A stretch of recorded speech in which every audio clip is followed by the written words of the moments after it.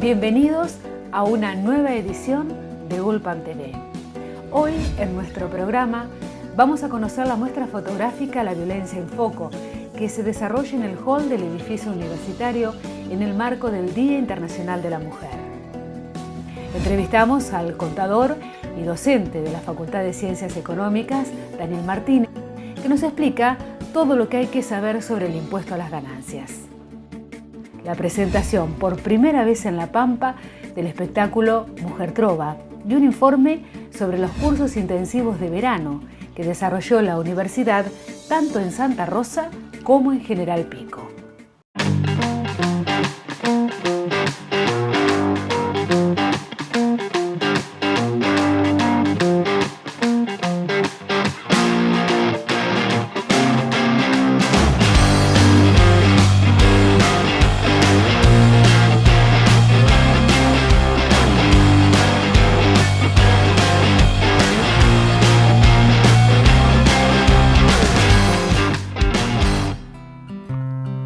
Desde muy adentro de los soles nuevos, desde el afilado hueco de tantas heridas.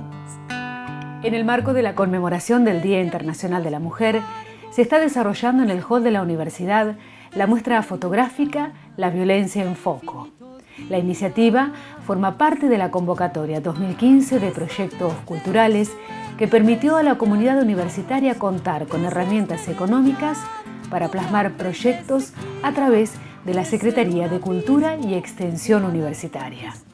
Lo que nosotras intentamos hacer, o el objetivo de esta muestra, es a través de los 3 feminicidios pampeanos más relevantes o paradigmáticos, como son el de Andrea López, el de Carla Figueroa y el de Sofía Viale, poder crear una visibilización y un espacio de concientización ciudadana y de reflexión, ¿sí? Esta muestra, como les decía, está compuesta por fotografías de esos 3 feminicidios, es decir, de manifestaciones sociales y culturales en relación a esos 3 feminicidios. Las fotos incluyen fotos de las marchas, fotos de los juicios, fotos de las pintadas, es decir, fotos de alguna manera de la resistencia pampeana frente a estas muertes. No son fotos profesionales, son fotos de 4 integrantes de este grupo, que son una docente de la Facultad de Ciencias Humanas, que es Leticia García, 2 estudiantes, que son Dagna Faiduti y Andrea Pichilev, y una graduada, que es Mirta Fiorucci. Anda decidida de cielo y maravilla, anda desvestida de ropajes vanos. La inauguración contó con la presencia de Julia Ferreira, madre de Andrea López, Noemí Ampudia, madre de Sofía Viale, y Paola Tarpín, sobrina de Carla Figueroa. También estuvieron representantes de Mujeres por la Solidaridad y las fotógrafas autoras de las 36 fotos.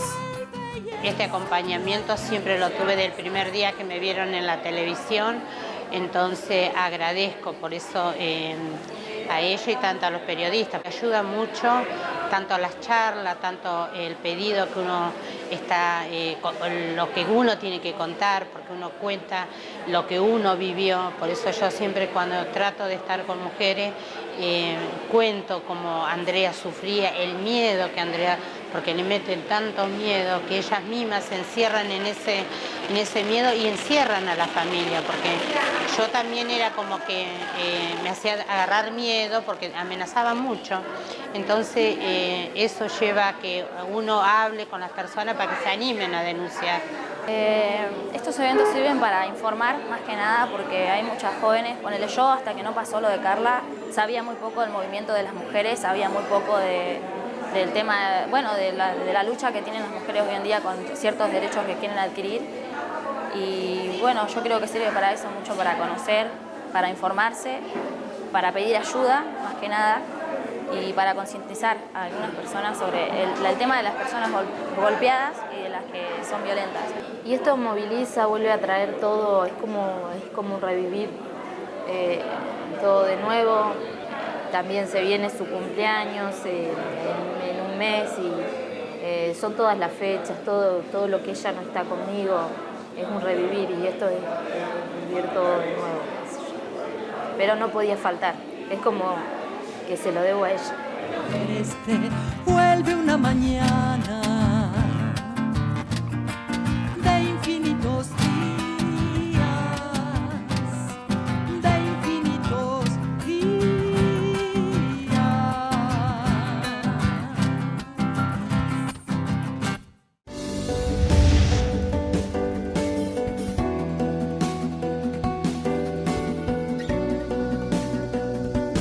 Un tema que genera inquietudes y, por supuesto, por estas horas muchas dudas es el tema relacionado a impuesto a las ganancias.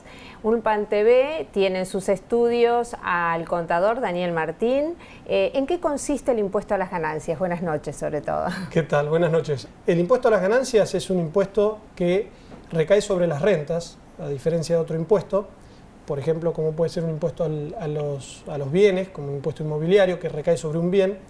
En este caso recae sobre la renta, es decir, sobre lo que obtiene como ganancia un individuo cualquiera, ¿sí? O una sociedad. Además es un impuesto progresivo, es decir, que para determinar cuál es el impuesto que va a pagar cada persona, se aplica una escala, digamos, progresiva, ¿sí? De acuerdo a los ingresos. Cuanto más ingresos tiene la persona, mayor es la carga tributaria que tiene que afrontar. Es un impuesto personal, ¿sí? ¿Qué quiere decir esto? O subjetivo, que tiene en cuenta la situación personal de cada persona. Es decir, a dos situaciones iguales, dos individuos que ganan la misma renta, si una persona tiene carga de familia, que se denomina para el impuesto, es decir, esposa, hijos, bueno, va a tener esa persona una carga tributaria inferior a la persona que en su trabajo es compañero, es igual el puesto, el mismo ingreso, pero no tiene en su casa que solventar estos gastos. Si nos vamos a los anuncios registrados en estos primeros meses en realidad del año, ¿cuáles fueron esas modificaciones que se introdujeron? Bueno, ahí tenemos que hablar del decreto 394 del 2016, ¿sí? Que se produjo recientemente, fue publicado en el mes de febrero ahora del 2016. En ese decreto lo que se hizo fue corregir una situación que estaba realmente incorrecta, ¿sí? Se había estado trabajando con el decreto 1242 del Poder Ejecutivo del año 2013, en el cual, yo lo voy a tratar de hacer simple para que se entienda, en el cual nosotros, para determinar si una persona, empleado en relación de dependencia, tenía que pagar impuesto a las ganancias o no, debíamos ver los ingresos que había tenido entre los meses de enero a agosto del año 2013. Entonces, por ejemplo, un empleado que trabajaba en una empresa y en ese periodo había ganado un bruto, ¿sí? Un valor bruto menor a 15.000 pesos, estaba fuera del ámbito del impuesto. Y si esa misma persona hoy, por una cuestión laboral de que pasó a ser gerente o tuvo un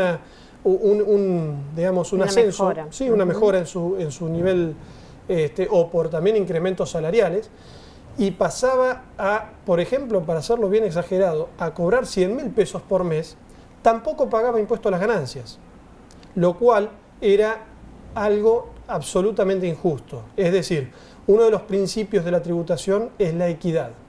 Todos tenemos que estar frente al impuesto posicionados del mismo modo, ¿sí? Esa misma persona tenía un compañero al lado, ¿sí?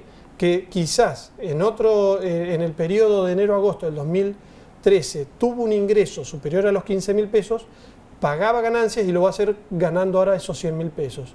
Y esta persona no. Con lo cual, el decreto 394 del 2016 lo que hizo es derogar esta modificación, que en realidad se trataba como si fuera de un parche o de un arreglo que teníamos momentáneo, ¿sí? ¿Qué hizo este decreto? El decreto 394 dijo, ahora, digamos, son todas las deducciones para todos iguales, porque en aquel decreto, en el 1242, estaba segmentado, ¿sí? Es decir, el valor que yo podía descontar por carga de familia dependía de ¿qué? De varias cosas. Si yo tenía un ingreso superior a 15.000 y hasta 25.000 pesos, podía incrementar las deducciones personales que están establecidas por ley un 20%. Si yo tenía un ingreso que estaba entre 25 o superior a 25, no tenía ninguna modificación, o sea que tenía una deducción inferior a la persona anterior. Y después, si yo estaba en una de las provincias, como nos toca a nosotros, patagónica, que provincia de La Pampa es Patagonia, en ese caso, esas provincias, esos empleados en relación de dependencia, incrementaban sus deducciones personales un 30%. Es decir, que la verdad que era bastante confuso el esquema, pero así estaba.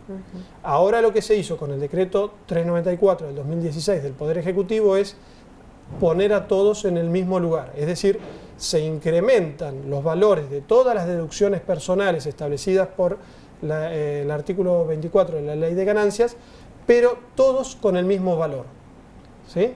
Y al dejarse sin efecto esto de tener que mirar para atrás los ingresos de enero a agosto del 2013, quedan todos comprendidos. Es decir, por un lado, teníamos trabajadores que tenían la suerte de alguna manera de estar excluidos cuando no les correspondía,